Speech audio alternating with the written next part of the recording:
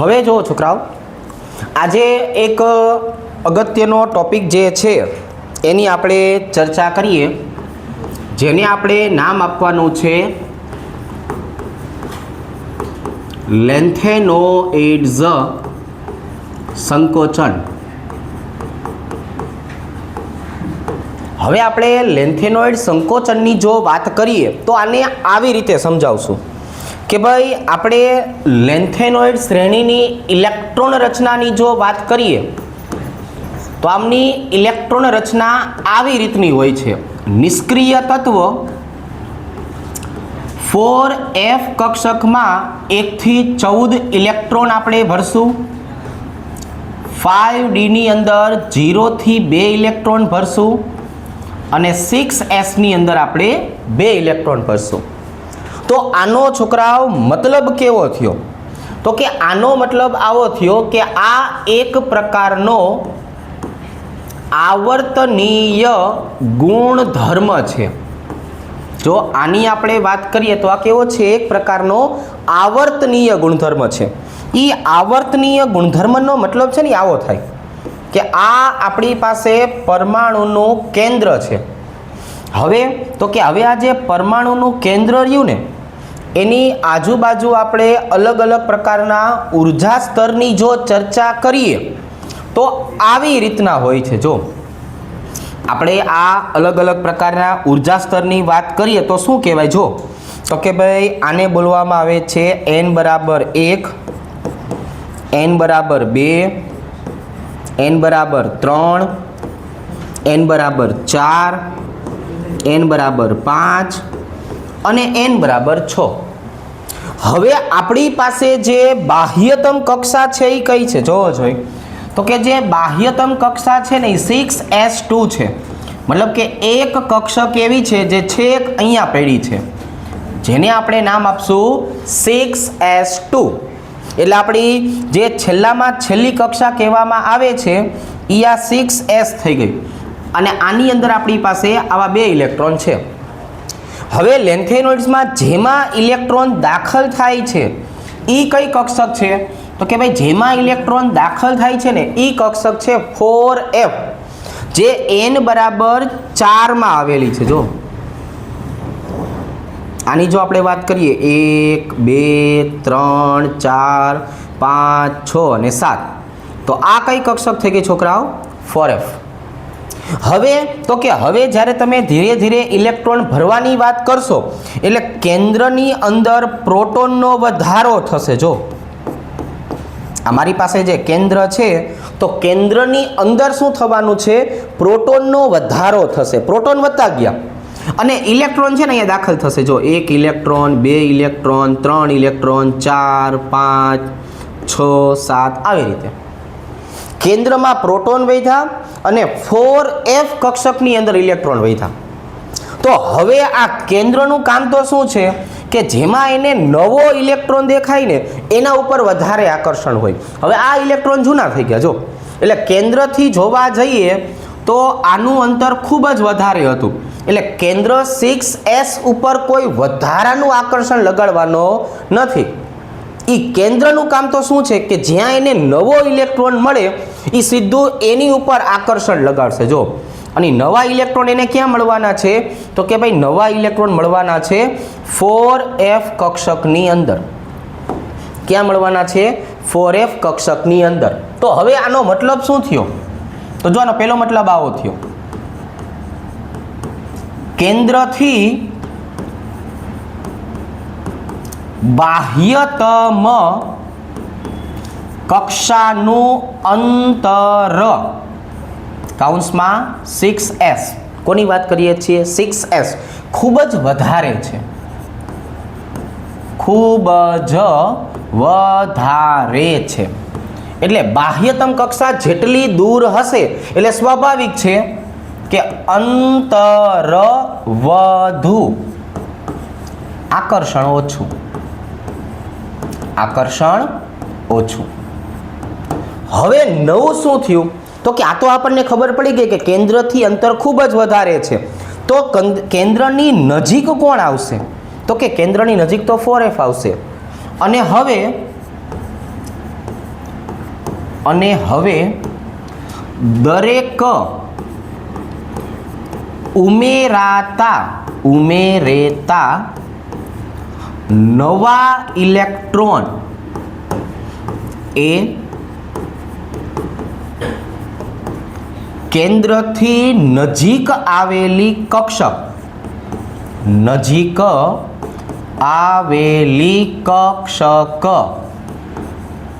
4f માં દાખલ થાય છે. કે આપણે જો ઉર્જાની વાત કરીએ તો 6s ની ઉર્જા જે છે એ 4f કરતાં ઓછી હોય છે. બરાબર છે, ઉર્જાના નિયમ પ્રમાણે. કઈ રીતે છોકરાઓ, જરાક મને નિયમ યાદ કરાવવો જોઈએ. તો કે ભાઈ આપણે કોઈ પણની ઉર્જા ગોતવી હોય ને તો ઉર્જાનો નિયમ કયો હતો? n + l. આ 6s, આ 4f. 6 + 0 = 6. 4 + 3 = 7. એટલે ઓછી ઉર્જાવાળી કક્ષકમાં ઇલેક્ટ્રોન સૌ પ્રથમ દાખલ થાય એવું આપણને આઉટબાઉફના નિયમમાં જાણવા મળતું. આઉટબાઉફનો નિયમ આપણને આવું સમજાવતો. એટલે શું થયું કે કેન્દ્રથી બાહ્યતમ કક્ષાનું અંતર 6s કેવું છે? ખૂબ જ વધારે છે. એટલે કે અંતર વધારે છે ને આકર્ષણ ઓછું. પણ હવે જે નવી કક્ષક આપણી પાસે છે 4f, એ કેન્દ્રથી કેવી છે? નજીક છે. એટલે એની ઉપરનું આકર્ષણ કેવું હશે? વધારે. તો હવે પાછું આપણે કેવું હોય તો શું કહેશું કે કેન્દ્રમાં પ્રોટોનનો વધારો થાય છે, જે નજીક રહેલી 4f કક્ષકના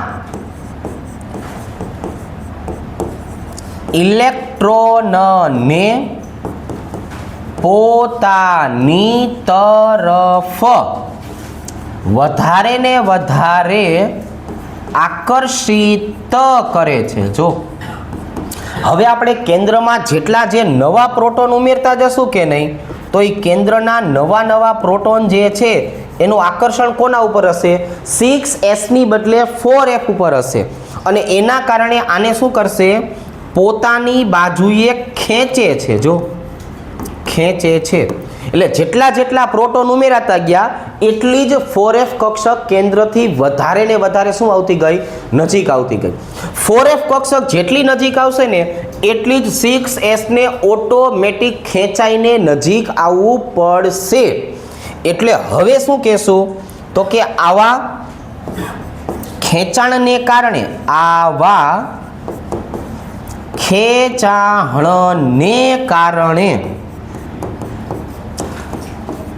પ્રોટોનની સંખ્યા સાથે કદમાં ઘટાડો જોવા મળે છે. જો અને એના કારણે શું થયું? એના કદમાં ઘટાડો થતો ગયો. અને કદમાં ઘટાડાને શું બોલવામાં આવે છે? તો જો આપણે લખશું કે કદના ઘટાડાને જ શું બોલવામાં આવે છે? લેન્થેનોઇડ્સ સંકોચન કહે છે. લેન્થેનોઇડ્સ સંકોચન કહે છે. જો આવી રીતે એકદમ સરળતાથી આપણે સમજાવી શકાય. કેન્દ્રમાં પ્રોટોન વધ્યા, જેને દૂર રહેલી 6s કરતાં 4f ઉપર વધારે આકર્ષણ કર્યું, જેના કારણે 4f નું કદ ઘટ્યું. કદ ઘટવાના કારણે જે છે એ લેન્થેનોઇડ સંકોચન અનુભવાય છે. તો આટલી વસ્તુ ઉપર આપણે પહેલા ધ્યાન રાખશું કે ભાઈ લેન્થેનોઇડ સંકોચનની વાત કરીએ તો અંદરની કક્ષા છે એનો n બરાબર 4 છે, બહારની કક્ષા છે એનો n બરાબર 6 છે. ત્યાર પછી જો ઉર્જાની આપણે વાત કરીએ તો ઉર્જા માટે n + l સમજાવશું, જેના કારણે ઇલેક્ટ્રોન પહેલા 6s માં દાખલ થશે અને ત્યાર પછી જે છે એ 4f માં આવશે. હવે આપણે જો આવું કીધું તો આ લેન્થેનોઇડ સંકોચન થાય છે તો એના કારણે કયા કયા ગુણધર્મમાં ફેરફાર પડશે પહેલા એની વાત કરીએ કે જો આપણે લેન્થેનોઇડ સંકોચનની વાત કરીએ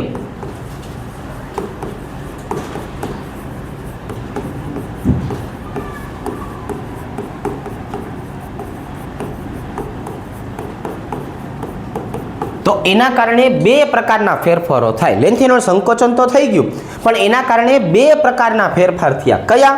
તો કે આ એમસીક્યુમાં ગમે ત્યારે પૂછાય કે દ્વિતીય અને તૃતીય સંક્રાંતિ શ્રેણીની વાત કરીએ, દ્વિતીય અને તૃતીય સંક્રાંતિ શ્રેણી ના કદ લગભગ સમાન થઈ જશે. એના કદ કેવા થઈ જશે? લગભગ સમાન થઈ જશે. ચાલો ભાઈ, દ્વિતીય અને તૃતીયની આપણે વાત કરીએ તો કયા કયા ઘટકો જે છે એના કદનો તફાવત સમાન થાય? બોલો. ઝિર્કોનિયમ અને હાફનિયમ જે છે એના કદનો તફાવત જે છે એ સમાન થાય. એટલે કદ કેવા બની જશે છોકરાઓ? કદ સમાન બને છે. એક આ વસ્તુ પર ધ્યાન રાખશું. બે શબ્દ આપણે યાદ રાખવાના છે. એમાં પહેલો શબ્દ કયો આવ્યો છોકરાઓ? ઝિર્કોનિયમ. અને બીજા નંબરે કોણ આવ્યું છોકરાઓ? હાફનિયમ. એક ઝિર્કોનિયમ ને બીજું હાફનિયમ. આમના જે છે એ કદનો તફાવત અને કદ જે છે એ સમાન બનશે. બીજું, હવે આપણે લેન્થેનોઇડ સંકોચન તો છોકરાઓ કરી નાખ્યું. જો લેન્થેનોઇડ સંકોચન કર્યું તેના કારણે હજી એક ગુણધર્મ છે એમાં ફેરફાર જોવા મળશે. એ ગુણધર્મ કયો છે? તો કે ભાઈ જો આપણે આવર્તના પહેલા તત્વની વાત કરીએ તો એ પહેલું તત્વ કોણ? સીરિયમ. અને છેલ્લું તત્વ કોણ છોકરાઓ? તો કે જો લ્યુટેશિયમ. તો હવે ભાઈબંધ અહીંયા આપણે આવું લખશું ને કે તમે ડાબી બાજુથી જમણી બાજુ જાઓ, ડાબી બાજુથી ક્યાં જવાનું છે? જમણી બાજુ જાઓ એટલે કદ કેવું થાય છે છોકરાઓ? જો કદ ઘટે છે. અને બેઝિકતા જે છે એનો સીધે સીધો આધાર કોના ઉપર છે? તો કે કદ ઉપર. તો આપણે એ લખશું કે લેન્થેનોઇડ્સ છે એની બેઝિકતા ચલે છે એનું કદ. જો તમે બેઝિકતાને ઘટાડો કરશો તો કદમાં પણ શું થશે? ઘટાડો. લેન્થેનોઇડ્સ છે એની સામાન્ય ઓક્સિડેશન અવસ્થા કઈ છે? Ln+3. તો હવે આપણી પાસે જો ભાઈબંધ બે મુદ્દા આવી ગયા. સીરિયમની વાત કરીએ તો CeOH થ્વાઇસ અને લ્યુટેશિયમની વાત કરીએ તો LuOH થ્વાઇસ. તો આ પ્રમાણે જોવા જઈએ તો સીરિયમ હાઇડ્રોક્સાઇડ છે આનું કદ કેવું છે? વધારે. એટલે આની બેઝિકતા સૌથી વધારે જોવા મળશે. શ્રેણીની જ્યારે વાત કરતા હોય તો સીરિયમ હાઇડ્રોક્સાઇડનું કદય વધારે, સીરિયમ હાઇડ્રોક્સાઇડ જે છે એની બેઝિકતા પણ વધારે. આ બાજુની વાત કરીએ છોકરાઓ લ્યુટેશિયમ, તો લ્યુટેશિયમનું કદ કેવું છોકરાઓ? ઓછું. એટલે સ્વાભાવિક છે એની બેઝિકતા જે છે એ બેઝિકતા પણ કેવી થઈ ગઈ છોકરાઓ? તો કે જો ઘટી ગઈ. તો હવે પછી આ બે વસ્તુ પણ એમસીક્યુમાં આવશે. શાંતિથી ભણ્યા હોય તો આ બધું યાદ રહેશે. રેડી? તો આટલામાંથી તમને કઈ વસ્તુ ઉપર ધ્યાન રાખવાનું કીધું? તો કે લેન્થેનોઇડ સંકોચનને કારણે એક આ ધ્યાનમાં રાખવાનું છે, કદ કોના સમાન થાય છે? એ બેઝિકતાનો મુદ્દો કયો છે? એ આમની સામાન્ય ઓક્સિડેશન અવસ્થા કઈ છે? સૌથી વધારે બેઝિક કોણ? સીરિયમ હાઇડ્રોક્સાઇડ. સૌથી ઓછું બેઝિક કોણ? લ્યુટેશિયમ હાઇડ્રોક્સાઇડ. રેડી? ખ્યાલ આવી જશે. તો આ વસ્તુ જે છે એ લેન્થેનોઇડ સંકોચન સાથે સંકળાયેલી છે. આટલી વસ્તુ આપણે લેન્થેનોઇડ સંકોચનના કારણે આવડવી જોઈએ. ચાલો હવે આ જુઓ છોકરાઓ, હવે આપણે દ્વિતીય સંક્રાંતિ શ્રેણી છે એના તત્વોને કઈ રીતે યાદ રાખશું એની પણ એક ચર્ચા કરી લઈએ. જો દ્વિતીય સંક્રાંતિ શ્રેણીની જો આપણે વાત કરવામાં આવે તો આમના માટે આપણે ઇલેક્ટ્રોન રચના કઈ રીતે પાકી કરશું અને શ્રેણીના તત્વોને કઈ રીતે પાકા કરશું એની ચર્ચા કરીએ. જો આપણે પહેલા શ્રેણીના તત્વો જે છે એને યાદ રાખીએ તો એને છે ને આપણે આવી રીતે યાદ રાખશું. જો યારી જરા નિભા કે મોત તક रुक, राह में पड़ी आग में कूद।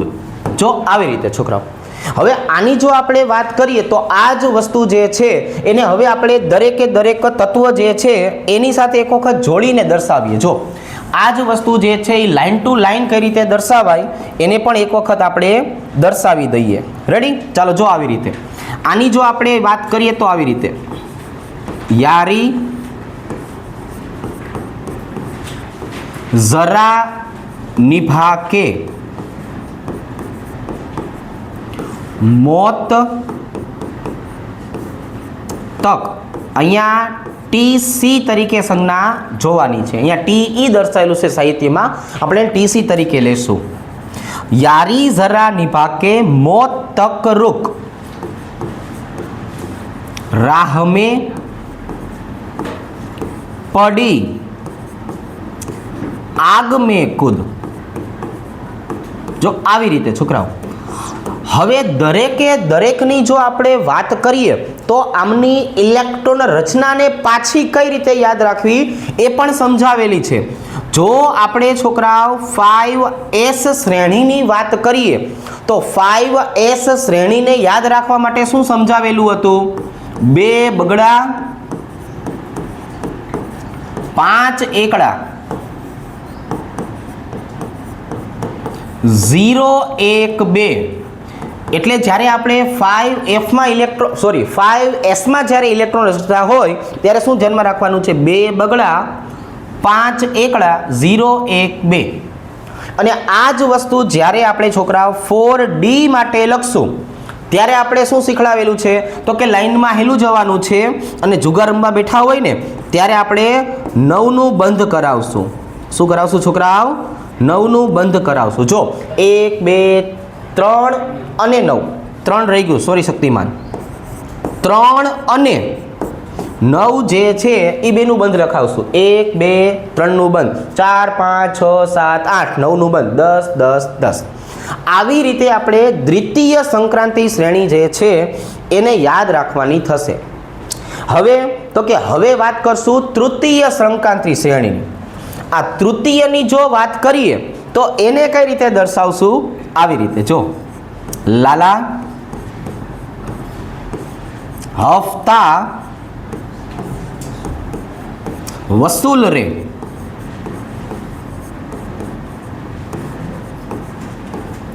उधर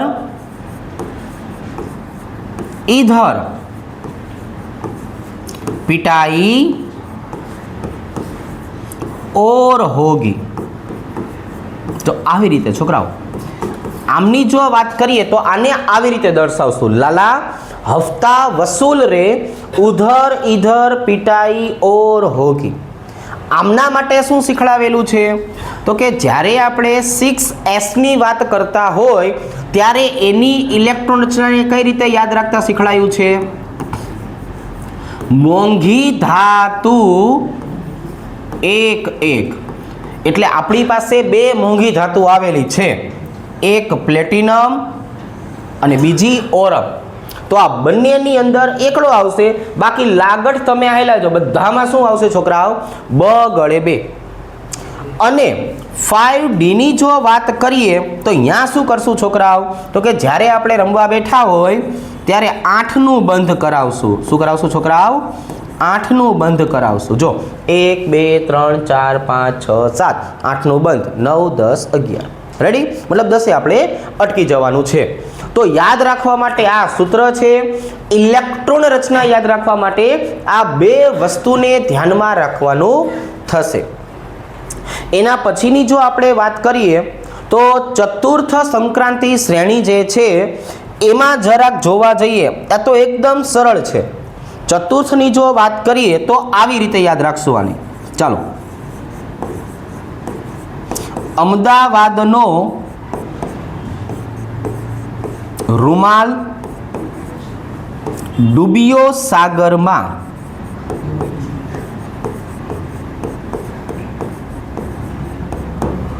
બિહાર હસ્યું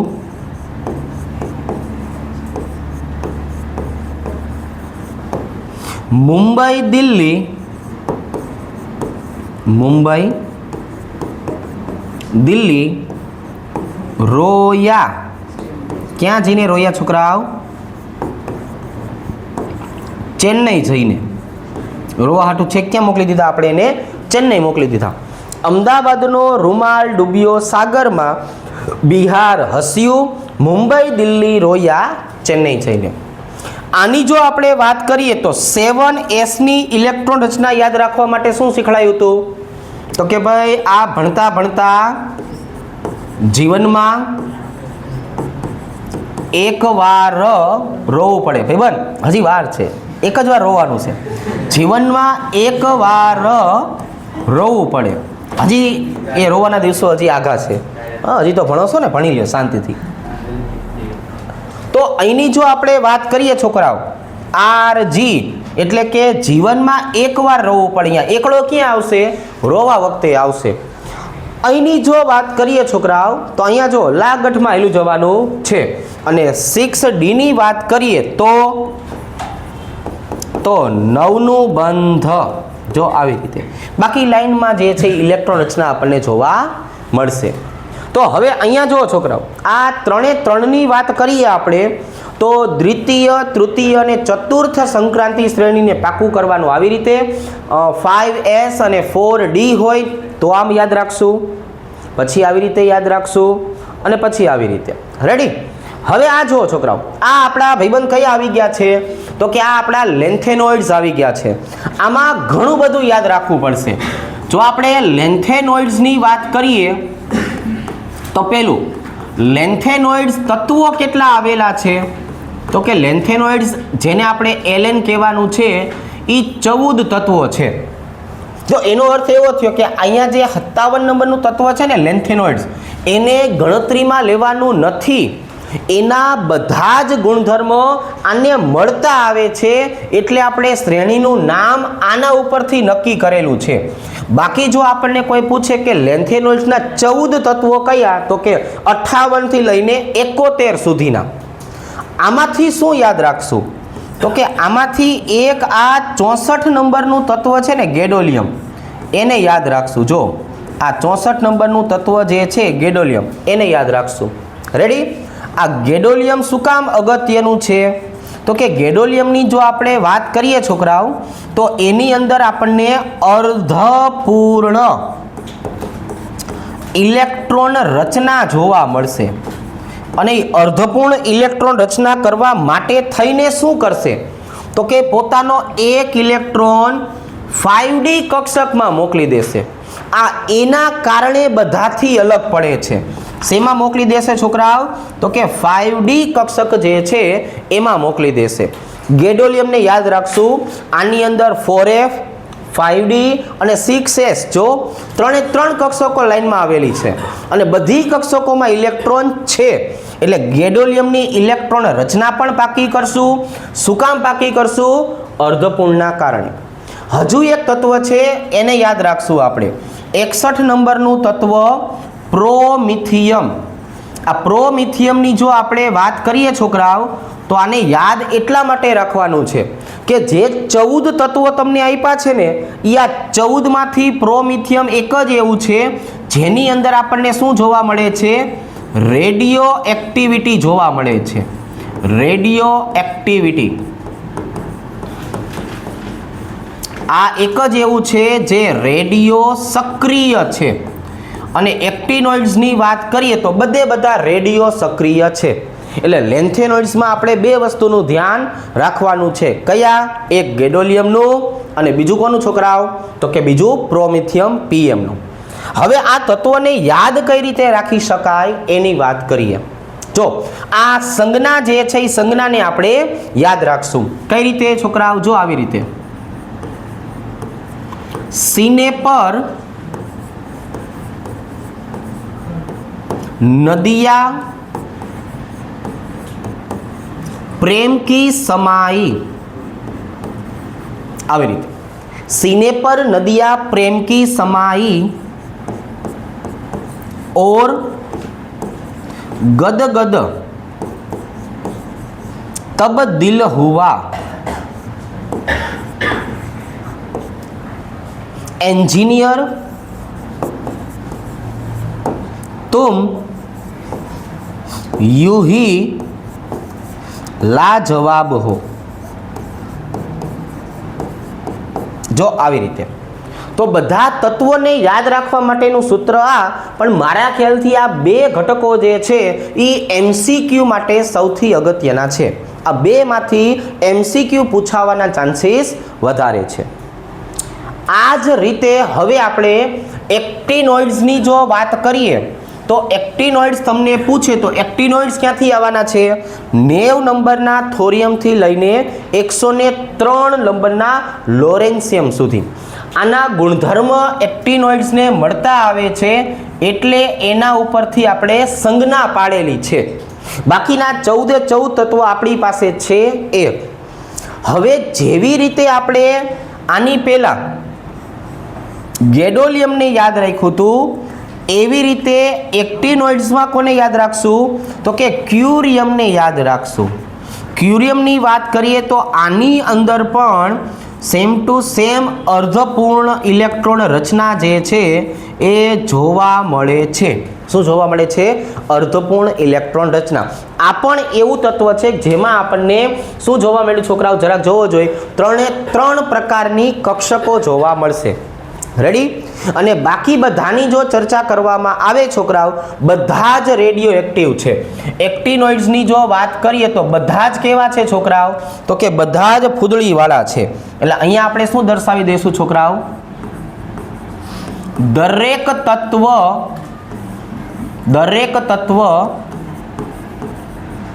રેડિયો સક્રિય છે. અને રેડિયો સક્રિયનો મતલબ શું થયો? પોતાનામાંથી આલ્ફા, બીટા, ગેમા જેવા વિકિરણ જે છે એ વિકિરણનું સતત અને સતત ઉત્સર્જન કર્યા જ કરશે. રેડી? ચાલો હવે આની જો આપણે વાત કરીએ તો આને કઈ રીતે યાદ રાખવાનું છે? તો કે જો આને આપણે આવી રીતે યાદ રાખશું. થોડે પાપડ યુ નાપો. નાપો એટલે માપવું. પુરાને आम कम बिकेंगे, काफे में ऐसे फरमाओ, मैडम नूडल्स लावे रे. આવી રીતે જો યાદ રાખવાની જો આપણે વાત કરીએ છોકરાઓ તો યાદ આવી રીતે રાખશું. પણ આમાં આપણે એક આ ક્યુરિયમ જે છે એ ક્યુરિયમને વ્યવસ્થિત રીતે યાદ રાખશું. તો લેન્થેનોઇડ સંકોચન અને આ બધા તત્વોની ઇલેક્ટ્રોન રચના આમાંથી એમસીક્યુ પૂછાવાના ચાન્સીસ વધારે છે એટલે આપણે એમસીક્યુ ઉપર વધારે ધ્યાન રાખશું. રેડી? ચાલો